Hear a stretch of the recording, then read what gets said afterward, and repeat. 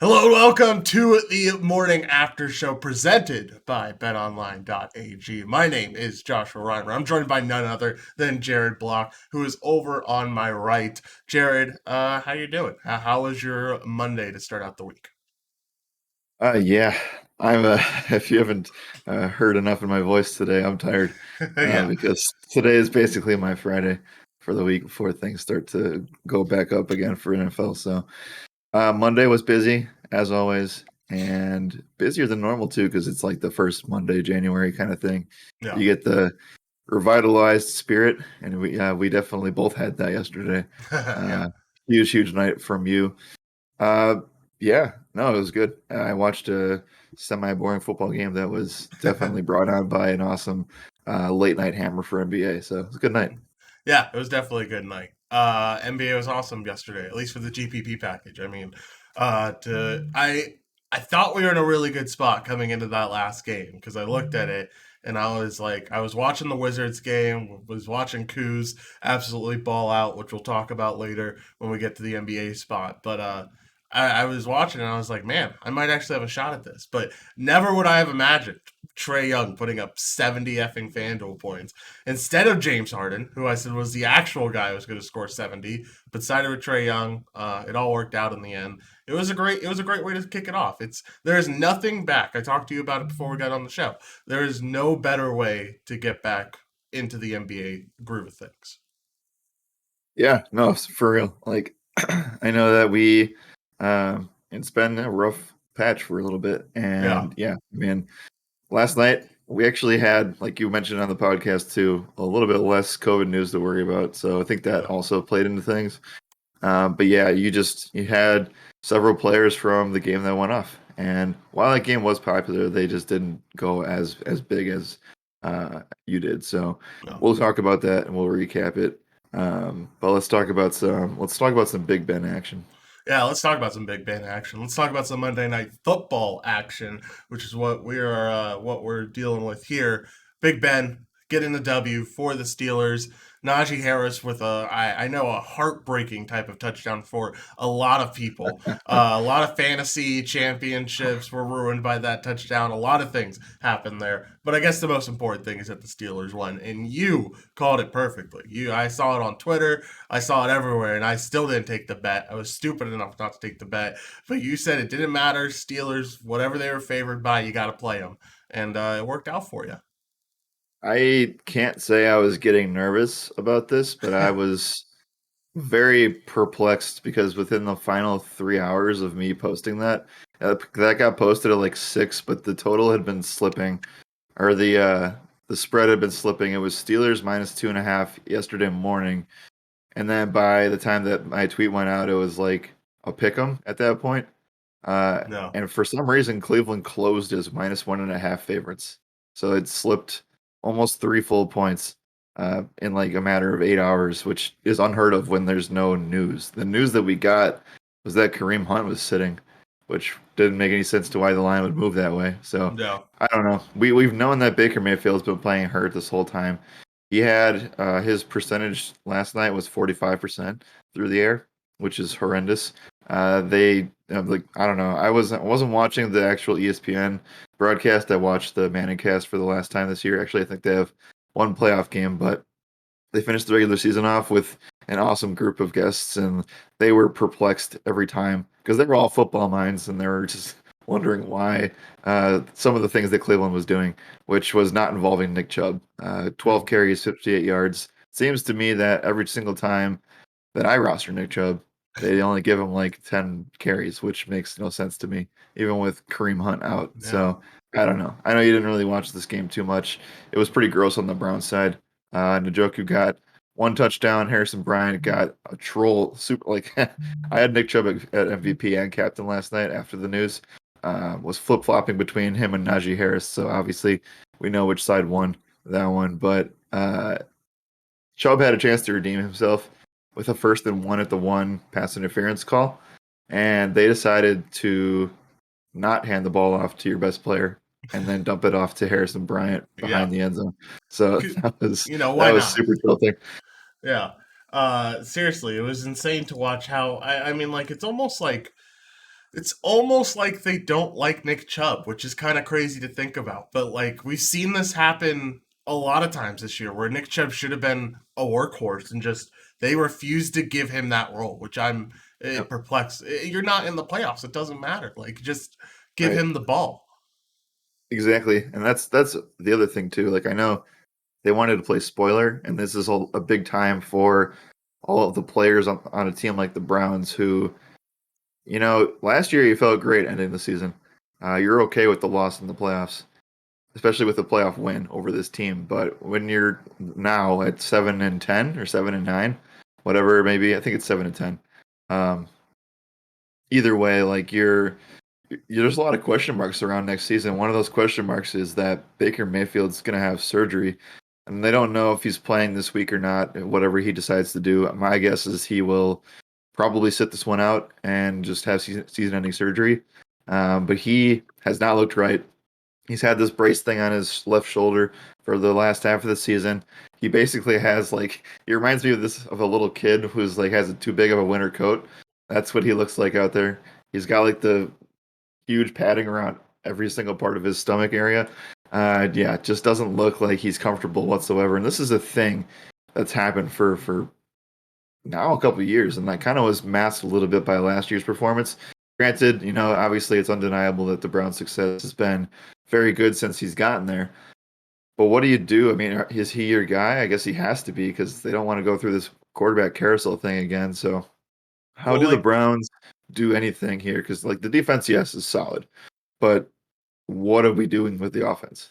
yeah, I don't know, man. Like Baker, I have always been an advocate of Baker Mayfield. Really doesn't do that great. And like if you're not going to rely on your running situation, which is what you should be doing, then like obviously you're not going to get much done on offense. Now, the defense is fine like you said, but it's there's still problems. Like we talked about it all season. We talked about how the secondary wasn't all that great this year. Even that front seven, most of the time they're good, but even in some spots they ended up failing. So like it's hard for me to believe this Browns team is really going anywhere, even because I don't know what changes you make at QB that make this situation better. Like a rookie doesn't make this situation better on offense, and I No. don't unless you went out to get like Russell Wilson. Like it doesn't the QB area is just it's bad. So I don't know, man. Like I don't know what this team does or what they try to do with this offense, but I know it's a mess right now, and it's not going to work probably until you blow it up. Right. Yeah, I mean, Russell Wilson's definitely the talk of the town. It's him and Aaron Rodgers who can make moves. Personally, after watching some of the stuff that I've seen, I think Russell Wilson's the more likely guy to go somewhere.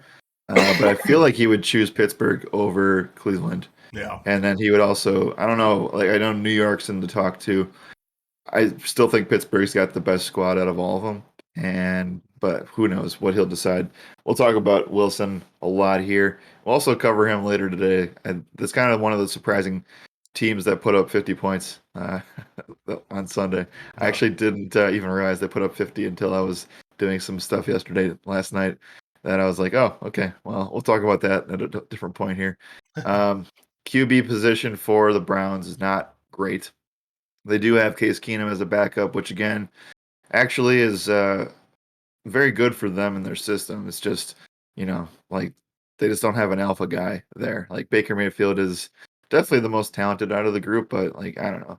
They have Kyle Aletta on the practice squad as well, who is pretty much just a preseason camp arm. So I don't know. Like they're kind of stuck. I think that they're stuck with Mayfield for the time being, and they have been using him as their franchise flag plant guy.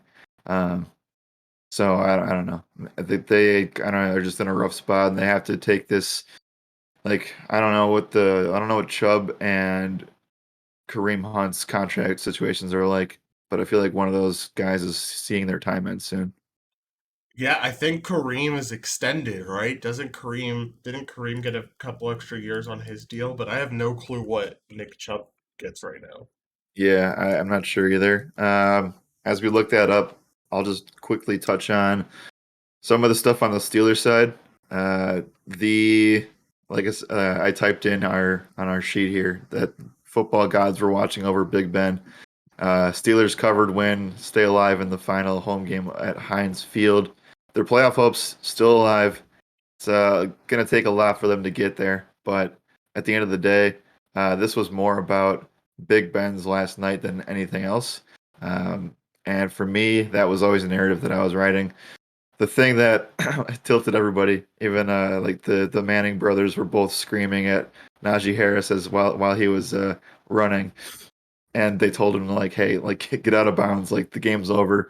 The big thing was obviously that Ben wanted to get that final snap out there and kneel down, and he said that in the post game actually. So thank you and shout out to Baker Mayfield for letting Ben get that one final snap in the interception that he threw at the end of the game. One, Big Ben did say in his post game presser on air that he wanted that kneel down. Said it was like the highest respect or order of something, and that was pretty cool to watch. The most brutal way to lose a season long fantasy football championship. Not only did it happen once with Najee Harris, Yeah. but it happened twice. I saw people who had Baker Mayfield going up against the Pittsburgh Steelers defense in a championship, which Oh swung no. 2 points the opposite way and had somebody lose on the last play of the game. Oh, I haven't seen jeez. any Ben Roethlisberger kneel downs that have lost them, but the Baker Mayfield to Steelers because that game was already over. Like I don't even know why they were playing at that point. So that was brutal.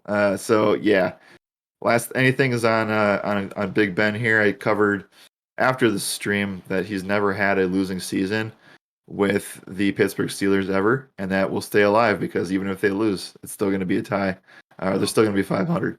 So that and the fact that he was able to, he literally walked around the entire field and shook hands with every fan that was in the first row, which was pretty awesome to see.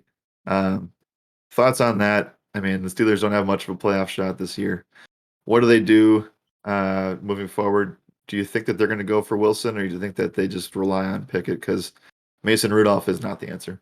No, Mason Rudolph's definitely not that next guy up. I would like to think they use Pickett, but that's definitely the long route here, right? Like that's the route where if you're going for a Super Bowl, it probably doesn't happen next year. Probably doesn't happen for a few years. Whereas, correct me if I'm wrong, man. With how the Chiefs have ended up, with how the Bills look this season, like if you put Rodgers on this team, they're instant AFC favorites, in my opinion. Like, just think about the weapons around Rodgers and think about how good that defense can be when they're at their highest, when they're at their ceiling. Not necessarily how they've been this year, but when that defense is at their ceiling, it's hard for me not to say that they would be a top dog in the AFC. They talked about this a lot last night on the Manningcast, whether it be with Snoop, Aaron Rodgers, Roger Goodell was on there talking about this too. They're all talking about how they'd rather go with a guy that's like a Russell Wilson or Aaron Rodgers because they don't like they're seven, like they're 8-7-1. So like they're not a bad football team. Their defense is underperformed due to injury, but they have the skill players. And why would you Oh, force a rookie quarterback into that situation and use all that time to rebuild at this point with all those guys in place? So you're definitely right. I agree with you, and it's going to be very interesting to see how they go with that because I don't think that there aren't very many huge QB names circling around with that other than Russell and Rodgers. I mean, do you think that there would ever be a point where maybe Deshaun Watson ends up over there? yeah, I could definitely see that. I mean, that was one of those first rumored places that he was going to go to outside of like the Miamis. Like there was rumors about him going to the Steelers when everything first broke. So I could definitely see Deshaun Watson, and I think you just have to really emphasize what this offense could be with a legitimate quarterback at the helm. Like Chase Claypool, Juju Smith-Schuster, you have Pat Frymouth, you have Najee Harris, you have Deontay Johnson. Like this is a really, really good offense if they're Yeah. firing on all cylinders with a legendary QB at the helm too. Yep. Exactly. The offensive line obviously has struggled, but they do face an incredible like division of really tough defensive lines. So Yeah. like you can only do so much there. Like you're not going to be able to turn your offensive line around in one season, but you can try. So I'd rather put the uh, draft resources into that than try to figure out your quarterback situation. Because honestly, you have proven talent out there, and that's always the argument. So, would you rather trust an actual talent that you know is a thing, or would you want to take a gamble on somebody who could pan out or could not? Just ask the Browns because they've tried that a couple times. Yeah. So, anyway, awesome for Big Ben. Um, I mean, I've always respected it, but I've never really like it's he plays in a different conference all of my life, so I've never really Yeah. had the chance to watch him that much over the last couple of years when I've actually had to for work. So, uh, yeah, I mean, I loved what I saw last night. Just kind of felt like all the stars aligned for that spot. So, just pay attention to whoever's betting on the Browns, especially last night, because you Yeah. probably don't want to follow that advice anymore. No, you're probably fading that advice. I'd love to go see what Book It with Trent did on TikTok and see if he took the Browns because maybe that would make sense. All right, let's keep talking about what's happening in the NFL. We found out that the Washington football team will not stay as the Washington football team. They will be unveiling their new name February 2nd. Do we got some guesses going on? We got anything? Does our friends over at BOL have some options for us to choose from? The first thing that pops up on Twitter when I was looking at this, because this happened this morning, like less than 20 to 30. Well, the first report came out about a couple hours ago, but everybody's starting to pick it up now. So shout out to us for being live on the air for actual news. Hell yeah. Uh, 2 days in we a met our row. That's a yeah, we met record. our yeah. There we go. Keeping the resolution alive. Yeah. Uh, Anyway, not too much here. The thing that was trending was the Washington Groundhogs. That's the first thing that I saw, Mm. which Okay. I don't think that really applies here. But I guess it works. But that sounds like a college thing to me. As Yeah. far as BetOnline goes, I have not seen anything. Maybe we'll see an actual because maybe they just haven't had time to put something up yet. But I would see that coming later today, or so we'll cover that tomorrow if we do find out. But I'm kind of disappointed. I was kind of hoping that they would stick with this Me and too. just keep it going, brand around that. Also, in correspondence to this topic, if you're rebranding the team, you're obviously rebranding it around certain players, and I know Chase Young will be involved in that. Gibson will be as well. Same with Terry, but like, what are we doing with quarterback here? Has Taylor Heineke shown enough? Because that was a conversation that we had, and several people had when they were on that win streak of like 5 games and were able to play their kind of football, but that slowly dissipated with the Dallas Cowboys destruction of a couple weeks ago. So I really don't know what they do here. I feel like their mind is not made up yet. They still have to decide what they want to do with Fitzpatrick. And I mean, I think that ship has sailed, but I guess we'll see. Um, what do you do if you're Washington? Because like you can rebuild, but at the same time, you got something going at least a little bit. Yeah, it's kind of difficult for this team, I feel like, because you had the Curtis Samuel signing and it didn't work out, and then you had to go with Taylor Heineke instead of Fitzpatrick, and I mean, it kind of worked out. I've always been a Taylor Heineke stan. I've always been the guy who likes Taylor Heineke. I feel like this is probably a spot where either you try to get a veteran quarterback, which most likely doesn't happen in Russell Wilson, Rodgers, or one of those guys, or you have to draft. Like I don't think you can wait around and stick out another year with Taylor Heineke is my thing. I don't think he's a top 32 QB at the end of the day. So I feel like you go to the draft, and this is really shaping up to be one of those drafts where you see a few teams reach on quarterback. One of those teams definitely could end up being the Washington football team. Yeah, that's kind of what I feel too, and I want that team to succeed because Yeah. I just want I want different teams in the NFC East. Like I want different teams that come up here in these spots, but I don't know. I mean, I think that they had a really good season going last year. The defense kind of fell apart in the first 8 weeks of the season, but they've been better since. Grueling injuries to their defensive line have definitely taken them a step back, but they should be back in full force, and maybe people will actually sleep on them being a top 5 defense next year. Yeah. It's going to be interesting to see what they can do with a rookie QB because if it's I mean if it's a good enough rookie QB, like you said, this team has really started to develop something. You feel like they can do something every year with that defense being so elite, and at least you have Terry and Antonio Gibson's done well for you. Like it could be a good team. They just need to figure out the quarterback position. I feel like.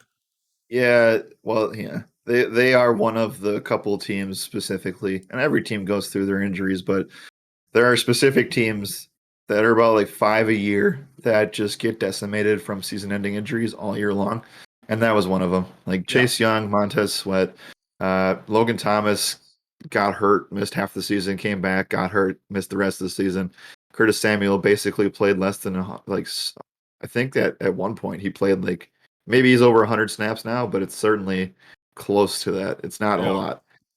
And then obviously when those two are out, and you pair that with like Humphreys missing time, you're forced to play Cam Sims, De'Ami Brown, the rookie, missed half the year, and then J.D. McKissick has been basically MIA the whole second half. So when that happens and you lose your starting quarterback and Chase Young, your best defender, is gone, there's not much you can do. Like, so I guess like, yeah, I mean, you're forced into playing Gibson and Terry, and the defense knows that, and you're screwed. So yeah, I mean, the Washington football team was one of those teams, as were the Niners of last year. That's basically where I'm transferring that to.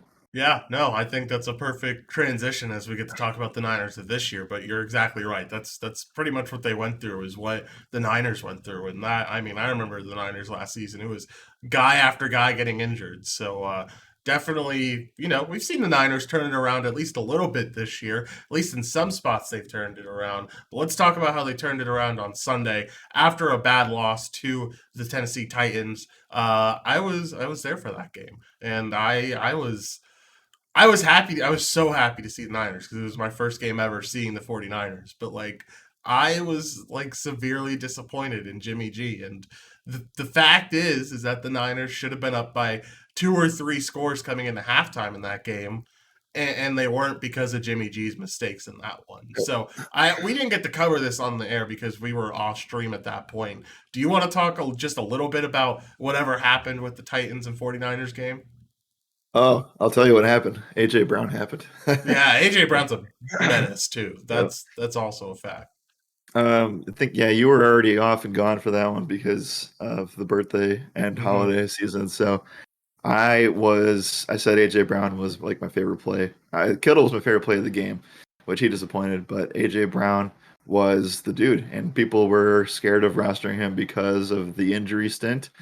He was the only guy there, and it just felt like there's a couple players that specifically do this where I want them in massive like pace up must play competitive spots.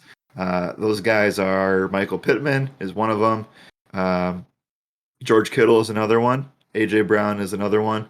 And who else? I guess I mean Devontae is obviously one of those guys too, Yeah. but mainly the guys that kind of go over or under the radar a lot of times, and AJ Brown is definitely one of them.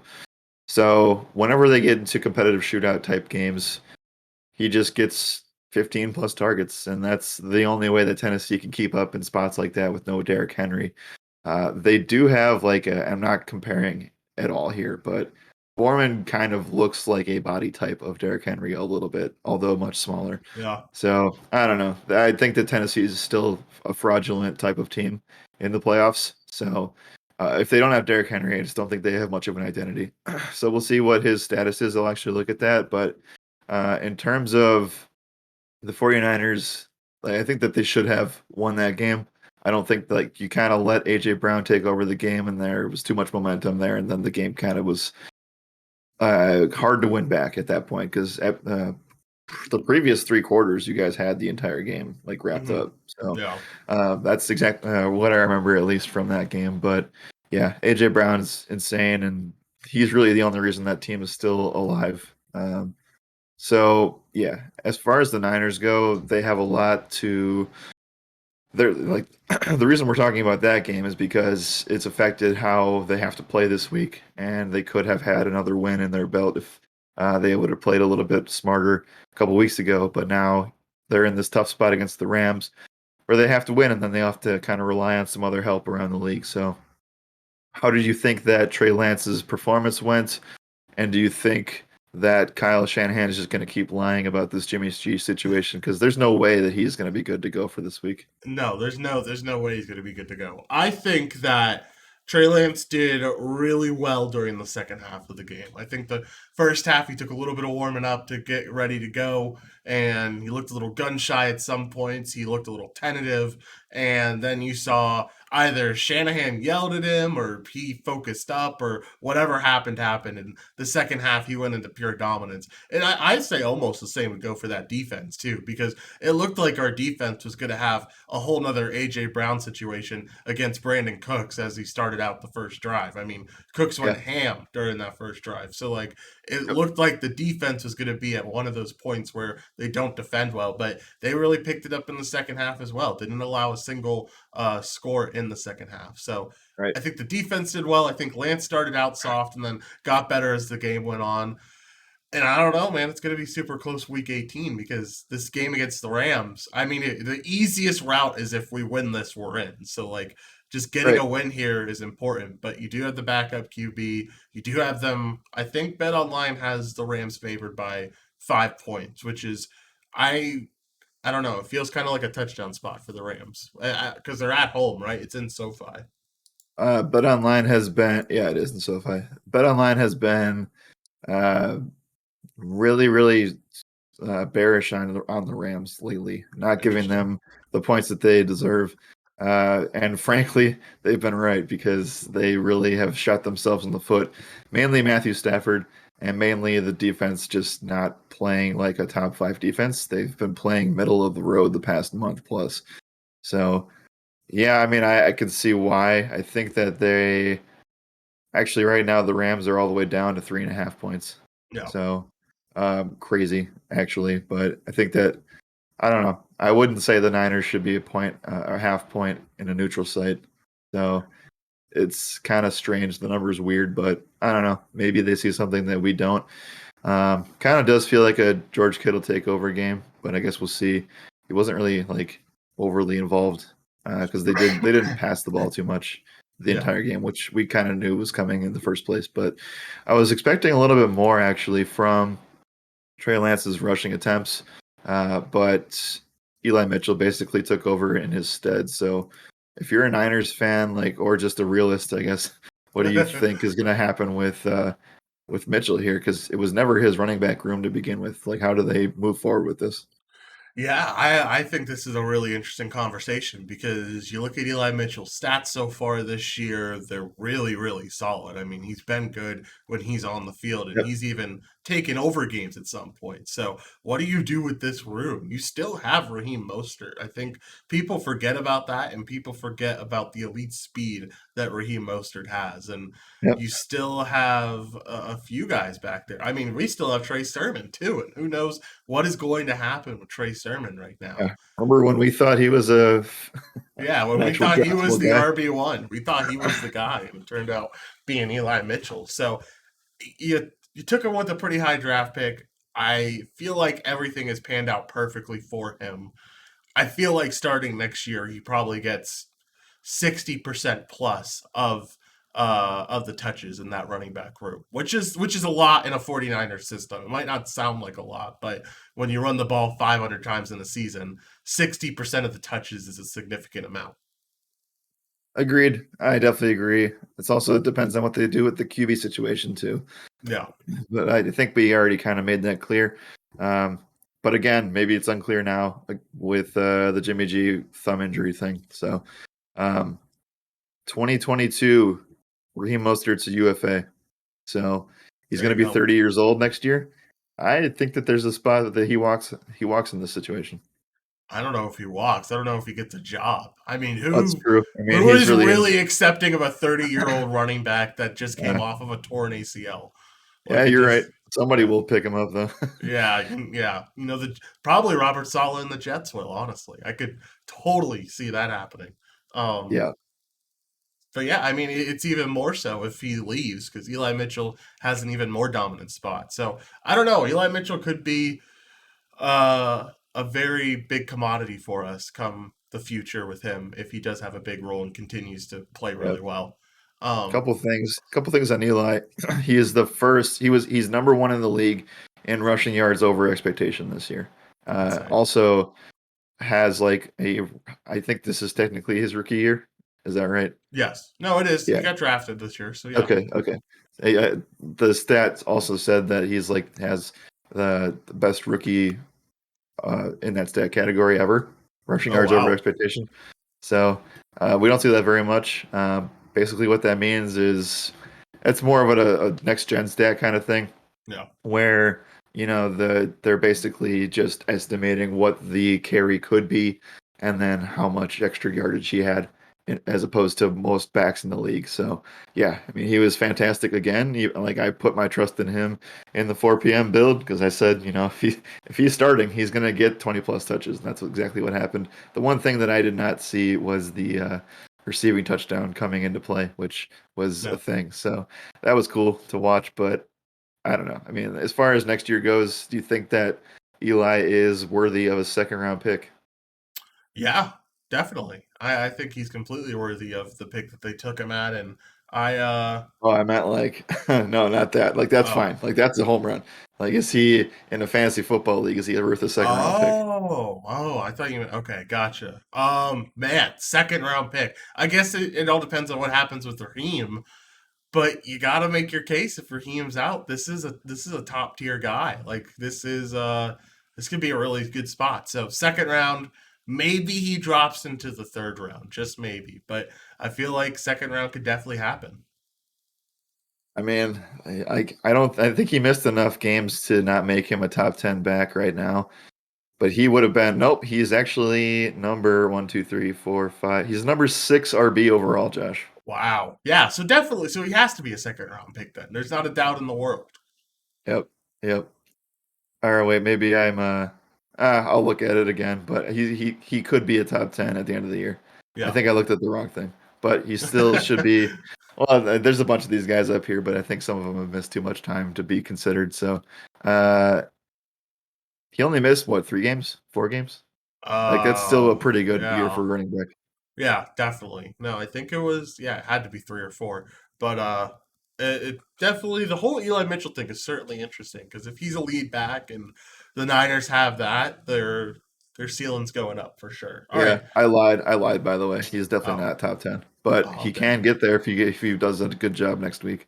Um, he's number 23 right now Oh, because I was okay. definitely looking at the wrong list, but Uh-huh. he's only if he has a really solid game and gets 20 points, he can sneak into the top 15. Yeah, and that'd be a pretty good first season for him. All right, let's talk about the Patriots and let's talk about this monstrous game that they put on.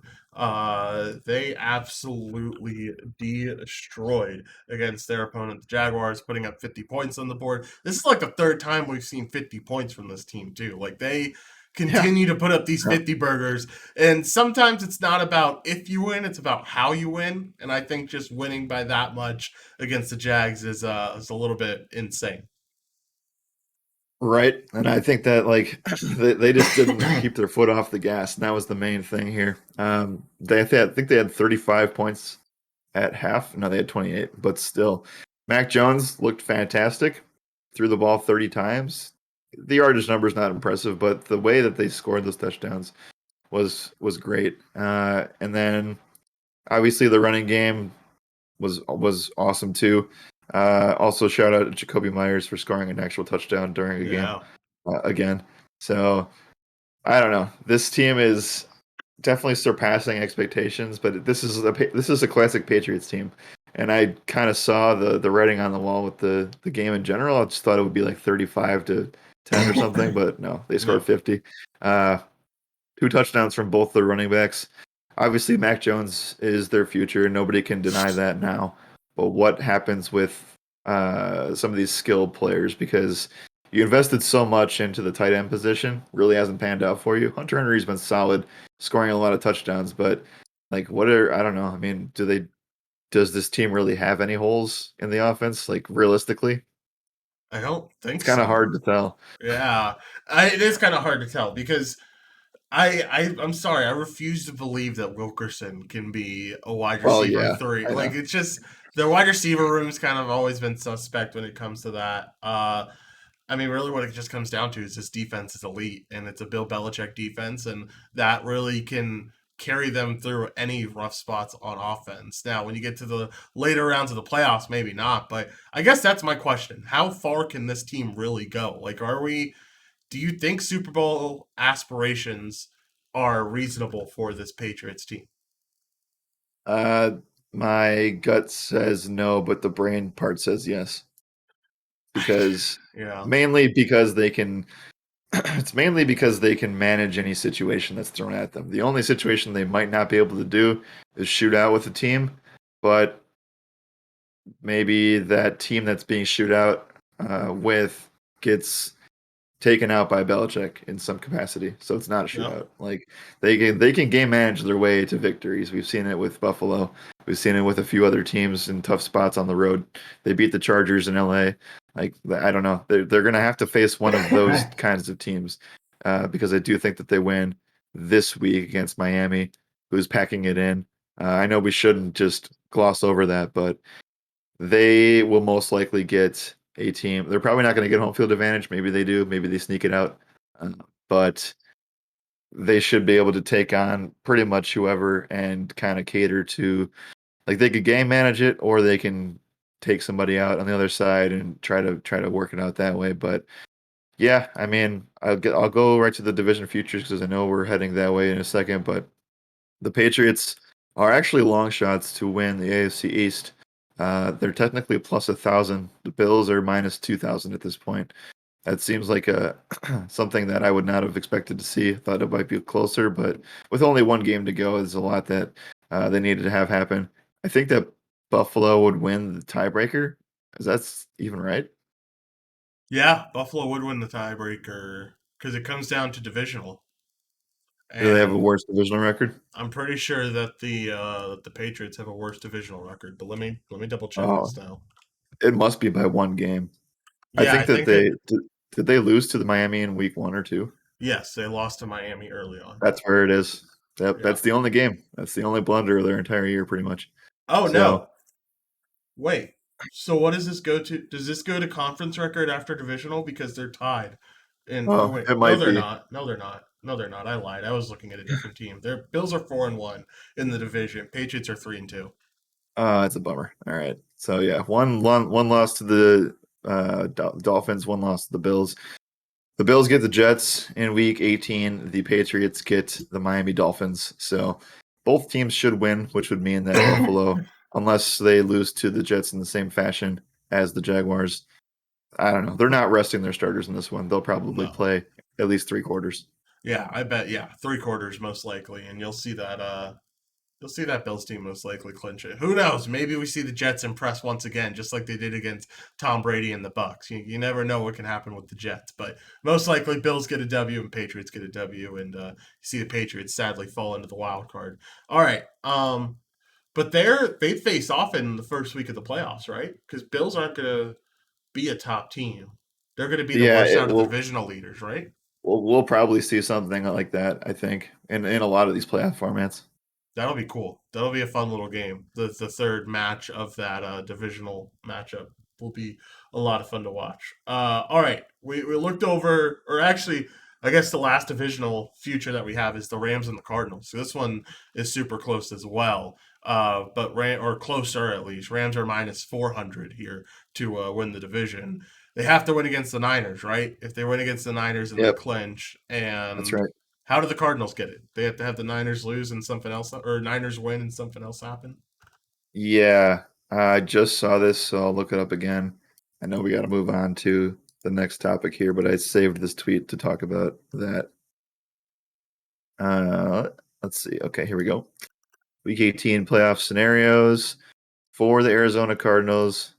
The They would need to win, and LA would need to lose.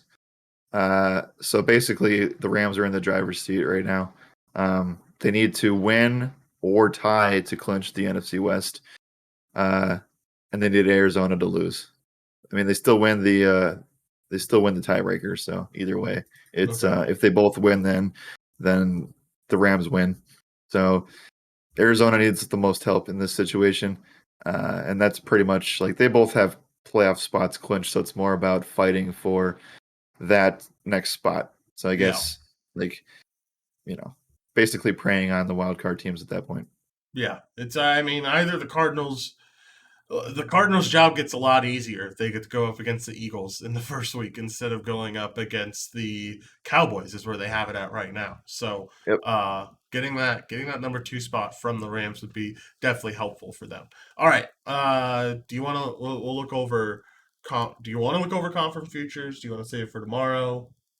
No, let's save it for tomorrow. Okay, we'll save it for tomorrow. And with that, we will move on to the NBA and talk about everything that went down last night in a very fun slate for me, where the GPP lineup ended up being a takedown lineup. Saw a lot of people end up going to Kenyon Martin over Denny Avdia, and I don't know what happened there, people. I don't know if it was because I was talking about KJ so much on the show or what it was, but regardless, you either scored 428 if you had KJ Martin in, and if you had Denny Avdia in, you scored 437.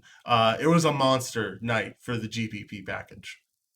Yes, it was. And like I said, you kind of leveraged the field with going overboard on that last game, or more than people did. They were kind of focusing more on the Blazers side of the ball. And Yeah. yeah, I mean, I was talking about Trey Young, not like not in the best way. So I think that he was looking out for you last night because I was always like, yeah, he's almost 10K. He's really scoring dependent right now, although the assist numbers have been looking really good. But he blew that out of the water last night. Yeah, he went insane last night. 56 real life points. The sad thing is that he still didn't get the win. Like I guess talking Yep. from a basketball front, you put up 56 points in real life, you get 14 assists, and you still don't pull out the W. You lose by 5 to a Portland Trailblazers team that hasn't been that good. So what do you think about that? What like how do you imagine that feeling for Trey Young? Yeah, I'm sure it's frustrating, and they're one of those teams that are on temperature gauge later today, and it's hard to say because like he knows that half of the not half, like three quarters of the team is been out for like a month. It's just really unfortunate for the Hawks because they had all this momentum coming into the year with where they finished last year, but it's going to be an uphill climb to get them even into what seems to be the play-in at this point. Yeah, definitely going to be an uphill climb for that team. So it's just it's interesting, man. That Hawks team, we had so many. It looked so promising last year, right? Like we thought this was a team that almost ended up going, or no, they did go to the Eastern Conference Finals. Like this Hawks Yep. team was supposed to be really good, and this has not lived up to their promise so far. Uh, it's uh, it's really interesting to see what this Hawks team has done this year. But talk about there's plenty to talk about on this slate. It was a really fun slate to watch. Uh, I mean, I guess you could talk about Kyle Kuzma and how he absolutely dissed my take of me saying that he's not an 8K player. He certainly was an 8K player last night. Yeah, I mean the best part about all that was that you still rostered him anyway, so it didn't even matter. Uh, but yeah, like I thought that was interesting to see. I'm on the fence. I go back and forth with Kuzma every now and then, but he looks like he's happy with the spot he's currently in right now. Uh, as for the Wizards, though, it's like I mean they're in a decent spot, but they still could. Like, they're another temperature gauge team that I have for today. I don't really know how to identify this team, and the identification is basically Bradley Beal at this point. But they did make some good moves. I think I don't know if they're like perennial moves, but they are definitely something to put their ship a little bit when, because they've just been in spots now the last 2 years where if Beal doesn't put up ultimate all star numbers every single night, they're gonna lose. Yeah. And now they have shown that they have built it around him a little bit more. And as long as they stay healthy just a little bit, they'll be able to survive some of these things. Because it's all about surviving and riding the waves in the regular season, and they should be able to do that here with some of these guys that are back for them. How dangerous? I mean, I guess this kind of goes in the temperature gauge a little bit, but it's okay. I want to talk about it. How good is this team if they acquire a big piece before the trade deadline? Like, is this a team where you're buying or selling? What are you doing? What would they want to get? That's kind of my thing. Miles Turner, possibly. Okay. Uh, Yeah. I don't know Is what else Thomas would be Bryant out improved. for the year? I think so. I don't know 100%. Let me look up the Thomas Bryant stuff. Like that's where I think that they'd be weakest. Yeah, I don't know. I do think Beal has interesting attractiveness to the market, but I don't know if like you have to find the perfect piece for that situation. Otherwise, I don't see very many top tier names trying to go to the Wizards because it's probably more than it's probably just a lateral move. Maybe it's a step up for some people, but I think it's more about them staying consistently healthy than anything else. Yeah, well, you know me. I like for the Trailblazers. Like they feel like the Trailblazers of the East, honestly. Like A little bit, yeah.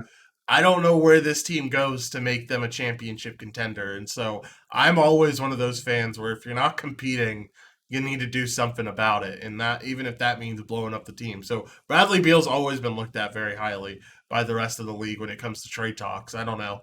I don't know if it does happen this year, but it's definitely an interesting case to see what this Wizards team is going to do.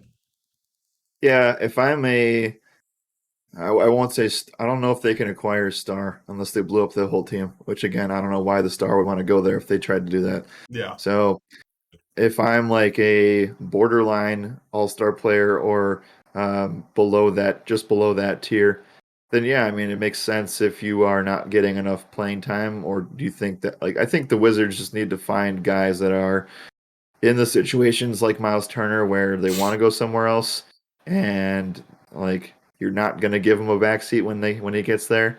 Um, I don't know. I think they were obviously a little bit fraudy early on when they were going and like being at the top of the East.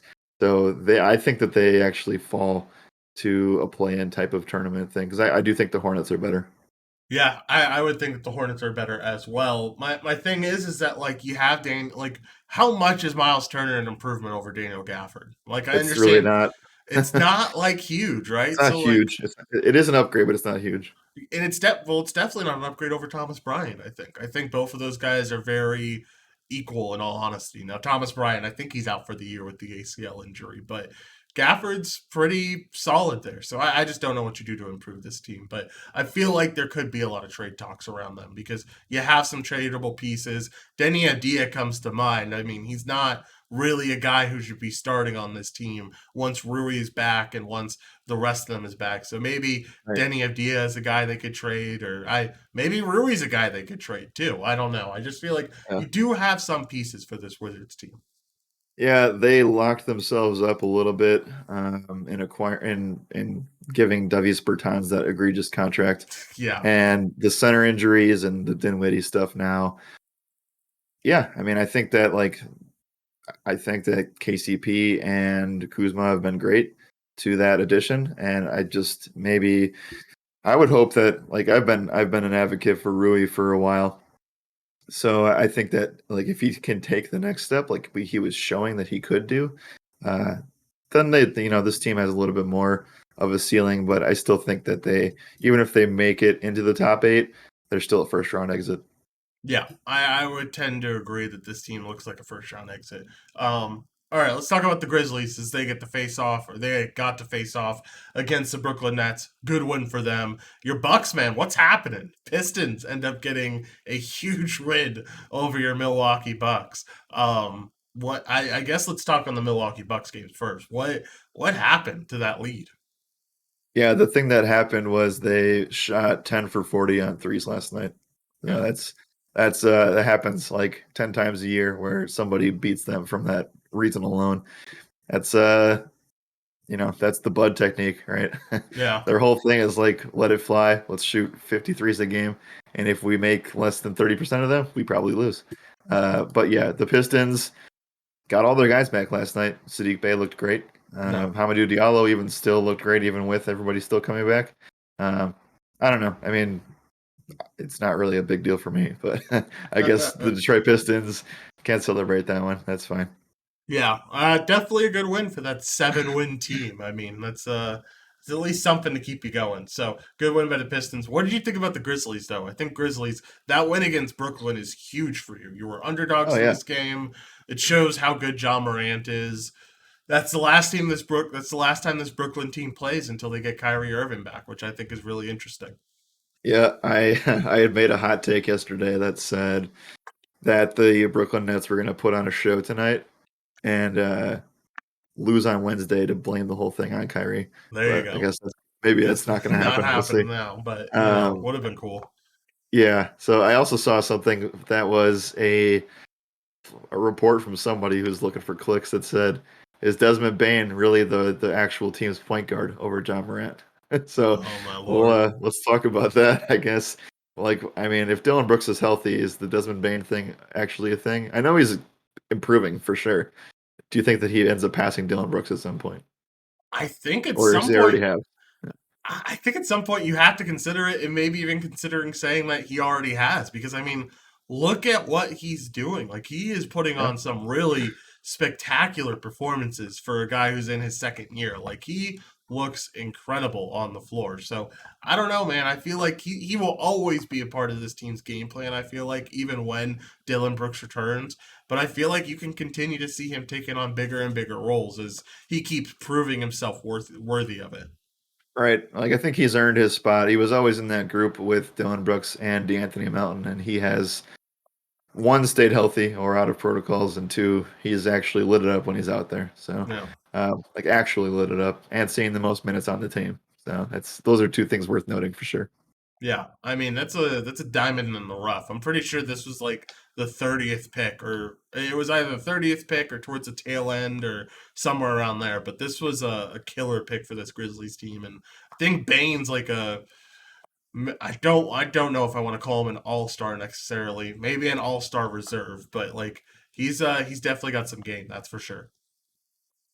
I agree. I mean, I like this Grizzlies team. I've No, backed them for a bit here. So yeah, I think that's a huge win for them. They actually, surprisingly have a better record than Brooklyn does. really, that's insane. That's kind of surprising. And we'll Yep. see. The We'll have West to. is we'll take that right into temperature gauge unless there's something else we got to Perfect. talk about. Nope, all Um, good. but yeah, I like the West has basically separated itself at the top now. Yeah. Um, four teams have 20 wins. Grizzlies are that fourth team with 24, and then it breaks off for 6 games, which is Mhm. obviously teams in that 5 to 8 range can come back from that, but it's going to be tough if this thing keeps going. Like all these teams at the top have winning streaks. They've all had very, very positive last tens. So yeah, I mean, I think the Grizzlies are the real deal. I know that they Yeah. are put in a very, very tough spot now. Like it's depressing that they're good, but they aren't Golden State, Phoenix, or Utah. So Yeah. it's tough because it seems like a second round exit there, but they can take on any of those bottom 6 teams under them. Yeah. I mean I completely agree. I mean just to if you got a Grizzlies versus Mavericks game to start out, like I feel like Grizzlies win that probably in a gentleman's sweep, go 4-1 Yeah, or 6 and or 4-2 in that series. Like I feel like the Grizzlies take care of business there, and I don't know. It's going to be interesting to see what this Grizzlies team can do throughout the rest of the year because they have the longest win streak out of any playoff team in the West right now at 5 wins. So. This team has been really solid, and I think you'll continue to see them be solid, especially once they get a little bit more healthy. agreed. So, due to the amount of time we have left on today's show, we're going to take one team per conference here. Maybe we continue this segment tomorrow. Yeah. But right now, the Western Conference team that I want to talk about is the Clippers. They're the number 7 right now. They're 500 exactly, but they've lost 7 out of their last 10 games. And at this point, I know that are about halfway done through the season, and they've always been this team since the start of the season where you're saying, okay, well, they're just going to have to survive injuries and make it through into the playoffs, and they can figure it out there if they get healthy. Um, but at what point do you think that it's too much to overcome? Like Paul George, while he was awesome when he was playing like an MVP type candidate, but now he's been battling trying to even get uh, time on the court, and with all the big guys that they've had to shuffle around, it just feels like they have too much to overcome here. And on top of all that, Kawhi hasn't stepped on the court at all this entire season. So, what do we think about the Clippers here? They could easily fall into a play-in scenario if they don't get things right. How do you feel about this? Yeah, I mean, how long is Paul George out right now with that UCL tear? It's a while, isn't it? Isn't it like a month or I don't know. I feel like it's a long time before we see Paul George on the floor again. And if that's the case, then like I don't think this team's a top 8 team in the league in the Western Conference. Like this is not a playoff team without Paul George. So I don't know. Do you know how long Paul George is going to be out? I don't, but if it's UCL tear, just comparing that to other people, it's at least a month. Yeah, so I mean, even a month without Paul George, that's 15 games that you're going to be missing him, and I don't know, man. Like I think it's going to be hard to climb out of a hole in this Western Conference with there being so many good teams. Like, think the Kings are a good team when they're fully healthy. Think the Timberwolves are a good team when they're fully healthy. I would kind of worry about the Clippers falling out of the playoff picture if Paul George is out for a long extended period of time. Yep, no, I agree. We got to keep rolling here. 2 minutes left in the show. The Eastern Conference team I was going to talk about is the Hawks. We can touch base on this again tomorrow, but they're 3-7 as well in their last 10. They lost last night, even though they shouldn't have. I know a lot of this is due to injuries and stuff. So how worried are you about this team? A little bit worried. I don't think it's as much worry as I would say for the Clippers because I think once you see this team fully healthy and not dealing with a ton of COVID protocols, you'll be good. And I think this is a at least a play-in team at the very least. Yep, Uh, I mean it is concerning. Like I think anytime your star puts up 56 real life points and you lose, there is some concern. But got to get healthy. And this team, we commended them on their terrific depth that they had because they had a rotation that's 10 deep almost. Trade some of those guys away and make a big trade. I don't know who you would acquire here before the trade deadline, but I feel like there's some potential there for them to be buyers. sure. No, I definitely can see that. Yeah, no, I like that quite a bit. Yeah. Let's cap this stream off today with the last segment. Oh, good stuff. NHL dogs getting W's. We got to at least talk about it before we head into underdog mentality. But you, sir, picked a great spot with your with your NHL dog Rangers ending up getting a 4-1 dub yesterday. Did you check up on the game at all? Were you stressing about it at any No, point? no. Shout out to my boy Jake on the stream yesterday for giving the Rangers pick. He Yeah. texted me after the game was over and said Rangers money line dub, and I was like, "Oh, perfect, thanks." Nice. So, Beautiful. I will probably be less lucky tonight because I'm going to keep going on this train until I lose. All right, hey, let's get into it. Perfect way to transition. Let's talk about underdog mentality. We have plenty of NHL games to pick from, so the choice is yours here with who you want to take. Yeah. Okay. I am going to. I've been looking at this now for the last couple of minutes, so only got 5 minutes of research under me, which is Yeah, all we need because I of had 30 course. seconds of it yesterday. So I'm gonna go with the Nashville Predators over the Vegas Golden Knights tonight, plus 104 as a road dog. Yeah, I like it. My Preds. Let's go, baby. Hopefully they get a W there against the Golden Knights. I'm gonna join you on the train, man. We're gonna both try this out and see how many we can get right because I am going to go with the. I think home dogs is the way to go. So Chicago Blackhawks plus 210, and you can even take that plus Woo. 1.5 goal line if you like. But Blackhawks against the Avalanche. Let's take it and ride with it. All right, let's do it. Let's do it. All right. Anything else? Any final thoughts for you before we get out of here? No, I'm happy that you're back, and obviously I think GPP members are too.